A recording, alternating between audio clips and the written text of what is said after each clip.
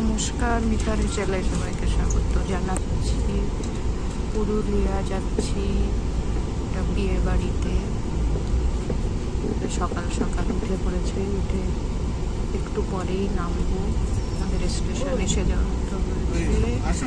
এখন বাইরের একটু ছবি আপনাদের একটু তুলে দেখাচ্ছি। দেখুন, এখানে একটু রুক্ষ প্রান্তর মতো দেখায় তো চারিদিকে। এখানে একটু প্রকৃতিটা একটু অন্যরকমের, এই আপনাদের একটু তুলে দেখাচ্ছি। দেখতে পাচ্ছেন ভীষণ ফাঁকা ফাঁকা এরিয়া।